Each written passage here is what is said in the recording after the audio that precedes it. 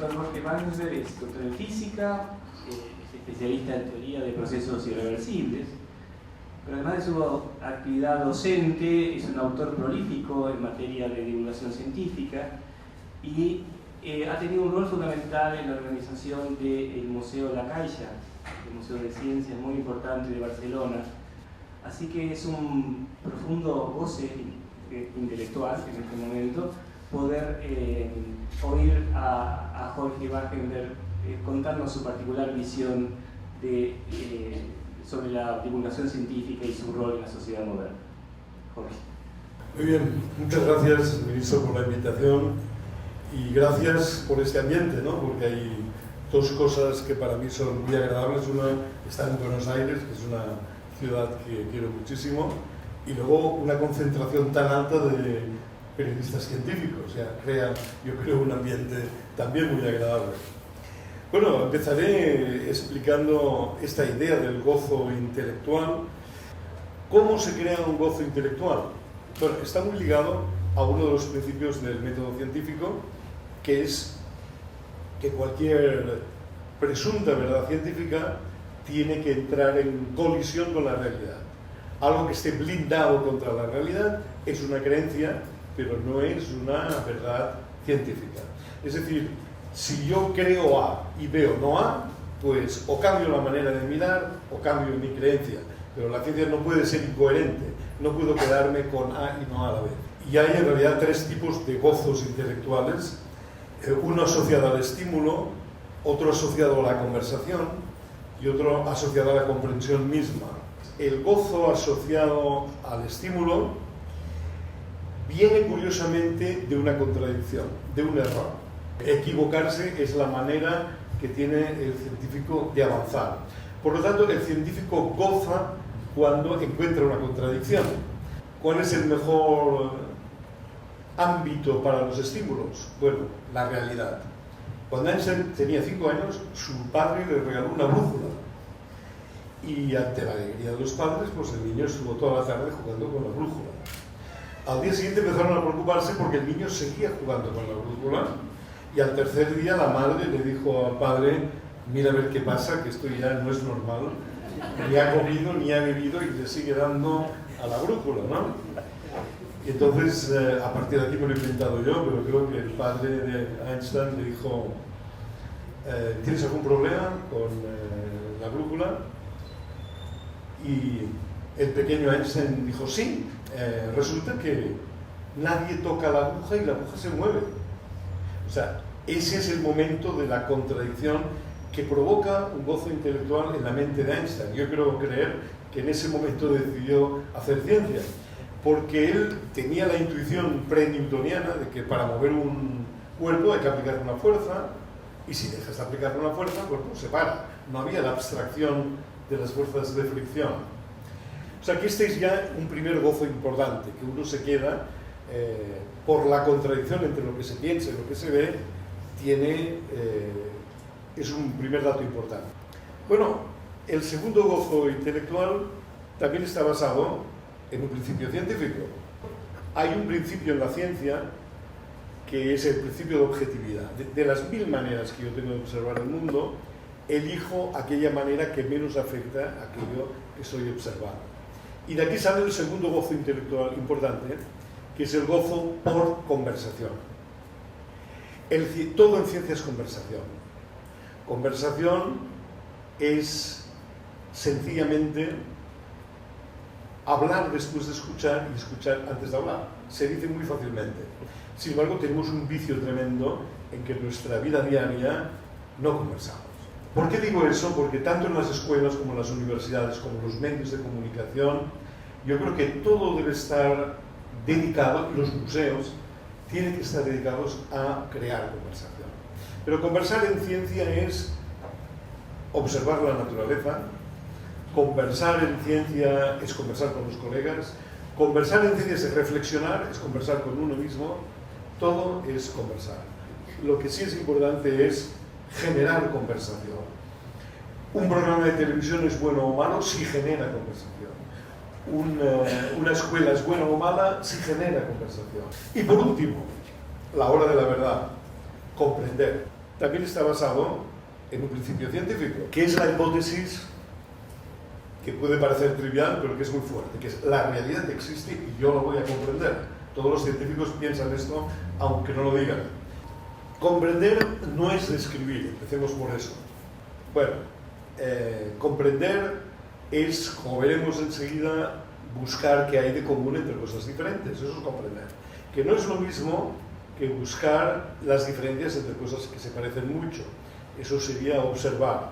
Tanto cuando se difunde ciencia, tanto cuando se enseña ciencia, tanto cuando se practica ciencia, lo que no tiene perdón es no gozar por el estímulo, no gozar por la conversación y no gozar por la comprensión. Bueno, pues hasta aquí la primera ronda. El gozo intelectual nos produce estímulos. Con un gozo como el ejemplo de Einstein, uno aprende a mirar de otra manera. Se hace preguntas que si no se harían. ¿Por qué la luna no cae sobre la Tierra? ¿Por qué la vegetación es verde? Uno se acuerda de que puede preguntar. Con el gozo, el que ha experimentado el gozo por la conversación no huye, sino que la busca. Y por último, la comprensión. Comprender un par de cosas una o dos veces en la vida, y como le ocurre a algún científico, comprender por primera vez es ganar vocaciones a favor de la ciencia.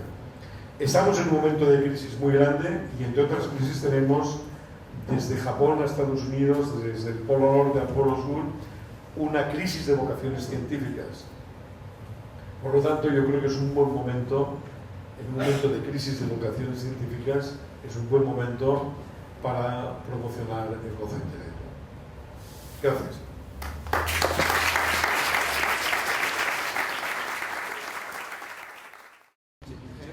Simplemente para completar esto, agregar que hay una característica del goce intelectual, al menos en ciencia, que no es cotidiano.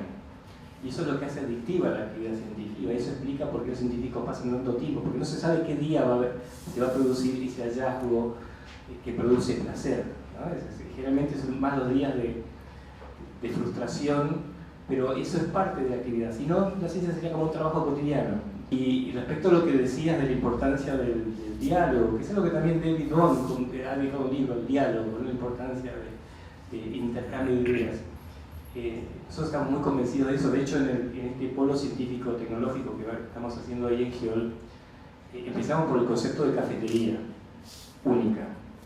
Y no hay cafeteras en los laboratorios. Eso ya ha sido estudiado en universidades americanas. Incluso el número de sillas que hay en las mesas de la cafetería, que no debe ser múltiplo del número de integrantes del laboratorio, de forma de forzarlos a que los integrantes del laboratorio no puedan reunirse en la misma mesa y seguir hablando y tengan que confraternizar con otros.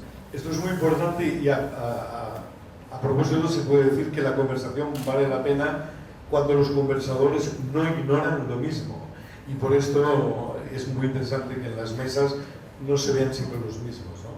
Es importante que no ignoren lo mismo porque se ha dicho también que lo que frena el avance de la ciencia no es la ignorancia, sino la ilusión de conocer. O sea, hay mucha gente que cree, por costumbre, que comprende. Y muchas veces en esos diálogos lo que sucede es que el investigador se da cuenta de que realmente no entiende, o que hay algo que es contradictorio que él dio por sentado inicialmente. Incluso estamos pensando en que en esas mesas tiene que haber gente común, ciudadanos comunes que puedan sentarse y primero identificar la imagen del científico, ver que es un individuo bastante normal. Pero me gustaría que reflexionase un poco, ya que tenemos un público de periodistas científicos, sobre cómo podríamos transmitir esta sensación de goce asociada con la ciencia, y la búsqueda de ese placer cotidiano, lo que nos motiva. ¿Cómo crees tú que podríamos introducir este concepto en la comunicación científica? Bueno, es una buena pregunta y yo diría que de forma diferente según cuál sea el medio que se utilice. No es lo mismo un museo que un profesor hablando en un aula, que la palabra escrita, que la palabra hablada, que una computadora. Por esto lo importante es estar concentrado en provocar el gozo intelectual, contando historias de manera que estén adaptadas al medio. Hay que pensar que en un aula no hay objetos reales en general. Todo es, el profesor lo que hace es representar. A veces con gran esfuerzo se pone un hámster para poner un detalle de algo real, pero todo lo que se hace en un aula es poco estimulante porque depende demasiado del profesor. Entonces, si uno tiene la mala suerte que le toca a un profesor aburrido, llega a la conclusión de que las matemáticas no son para mí. Yo creo que un día debía ser un día fuera de la escuela. A ver qué, lo que sea. A ver una fábrica, a ver una fábrica de lo que sea, de leche, de cerveza, a ver una estación de tren, a ver un aeropuerto. Solamente visitar un aeropuerto y es una experiencia enorme. ¿Para qué? Para que al volver de la escuela, esos son unos estímulos que han compartido todos y que luego pueden conversar en la escuela. Van a cargarse las pilas, a nutrirse fuera. O sea, lo que nos olvidamos es de que cada medio tiene su propio lenguaje para transmitir el gozo, ¿no? Entonces hay muchas maneras, hay diferentes maneras según el medio. Y yo creo que lo que no hay que hacer es clonar las soluciones encontradas en un medio con las soluciones encontradas en otro medio. Cada medio tiene su propio lenguaje. Jorge, muchas gracias por habernos otorgado el placer de comprender tantas cosas y esperamos contar con tu colaboración en esta tarea de divulgar la ciencia argentina. Muchas gracias. Será un placer. Gracias.